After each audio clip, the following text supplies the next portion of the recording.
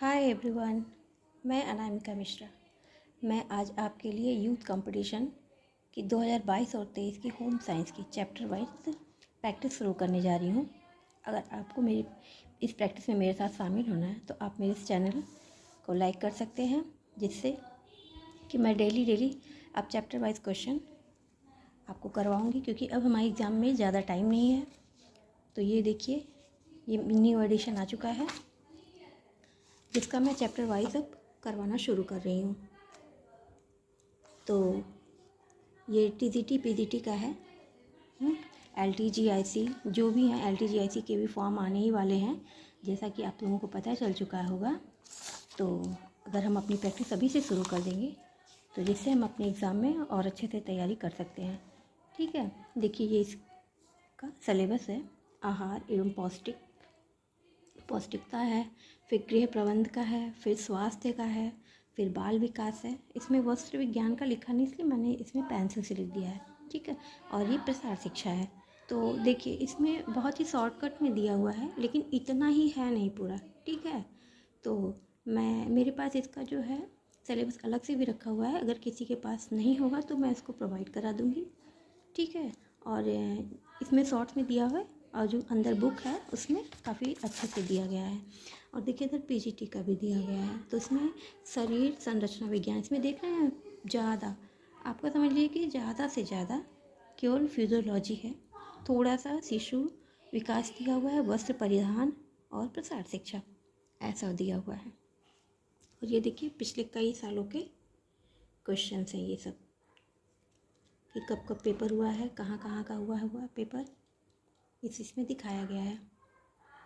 देखिए ये पीजीटी का हो गया, और ये GIC diet degree college LT grade का है इसमें। फिर यहाँ पीजीटी का है, ये देखिए टीजीटी का है। सब जब एग्ज़ाम हुए हैं ये है सब। ठीक है, और ये है कि ये आंसर की है जो सरकार द्वारा मान्य है। ठीक है, तो इससे पढ़ने में हमें ज़्यादा आसानी होगी। तो ये पहला चैप्टर है भोजन एवं पोषण। तो देखिए यहाँ से स्टार्ट करते हैं। पोषण आहार विज्ञान के जनक कौन है? लाइवोसर है। ठीक है, फिर है ग्लोबल न्यूट्रिशन रिपोर्ट 2018 के अनुसार किस देश का वितिरोध में पीड़ित बच्चों की दृष्टि से दूसरा स्थान? तो इसमें नाइजीरिया दिया हुआ है। ठीक है, फिर कौन सा भोजन या भोजनों का संयोजन अच्छी गुणवत्ता का प्रोटीन उपलब्ध कराता है? तो दालें और भूरा चावल। फिर है सार्वजनिक स्वास्थ्य पोषण चक्र में कितने चरण हैं? तो इसमें देखिए गलत दिया हुआ है, और इसमें 4 होते हैं। ठीक है, देखिए यहाँ पे दिया हुआ है ये 4।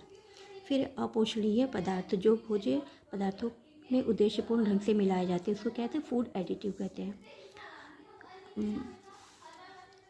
फिर है यहाँ पे वह भोजन जो एक पोषणीय दृष्टिकोण से पूर्णतः अपर्याप्त होता है, तो वो क्या होता है? स्पष्ट एवं द्रव्य भोजन। फिर शरीर में कार्य पर भोजन का अध्ययन के रूप में परिभाषित क्या है? तो ये होगा पोषण।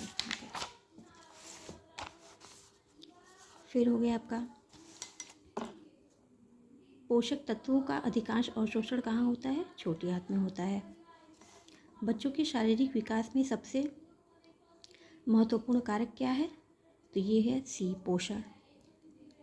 पोषक तत्वों का धारण अधिक होता है कहाँ, कैसे होता है? उबालने से होता है। देखिए यहाँ पे सी ऑप्शन में दिया गया है, सी।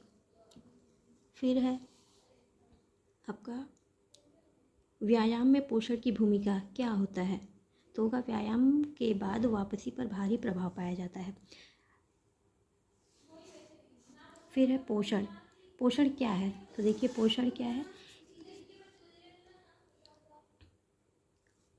एक प्रक्रिया है जिसमें शरीर के सभी भाग सभी जैव कार्यों के लिए पदार्थ प्राप्त करता है और उनका उपयोग करता है। फिर यहाँ पे है देखिए ये भोजन के गैर पोषणीय घटक क्या है?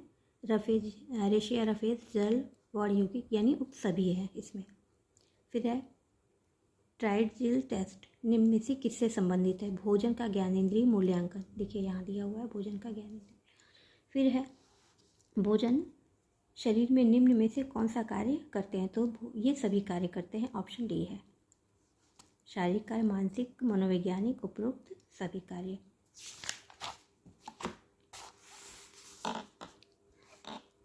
फिर है ये आपका, इनमें से कौन सी विधि व्यक्ति के पोषण स्तर का आकलन नहीं करती? तो इसमें आंसर देखिए सभी है, ठीक है, इसे इसमें से कोई माने नहीं है। फिर है 5 खाद्य समूह पद्धति। तो 5 खाद्य समूह पद्धति क्या है? खाद्य अनाज एवं उत्पादन, दाल एवं फलियाँ, दूध एवं दूध के उत्पाद, फल एवं सब्जियाँ, वसा एवं चीनी। फिर है अघुलनशील और संश्लिष्ट आहार का घुलनशील और सरल आहार में रूपांतरण क्या होगा? आधारीय चयापचय। रॉल क्या है? रॉल एक एरिया है, वर्णक है, ठीक है। एम स्वामीनाथन द्वारा निम्नलिखित में से कौन से खाद्य वर्ग की अनुशंसा की गई है? तो 11 खाद्य वर्ग की अनुशंसा की गई है। पौष्टिक स्थिति का वर्गीकरण किया जाता है इस रूप में अनुकूलतम और अल्पतम। किण्वन से क्या होता है? किण्वन से पाचनशीलता बढ़ती है, ठीक है। फिर है सूची मिलान करना है, पपीता, संतरा, खजूर और रागी। तो रागी हो गया आपका कैल्शियम, खजूर हो गया लौह लवण, संतरा हो गया विटामिन सी और पपीता हो गया विटामिन ए। तो आज के लिए इतना ही। अगर आपको ये मेरा प्रयास अच्छा लगा तो लाइक करिएगा, कमेंट करिएगा और सब्सक्राइब भी करिएगा, जिससे मैं आगे की क्लासेस कंटिन्यू करती रहूँगी, जिससे कि आपकी भी तैयारी होती रहेगी और साथ साथ मेरी भी। Thank you.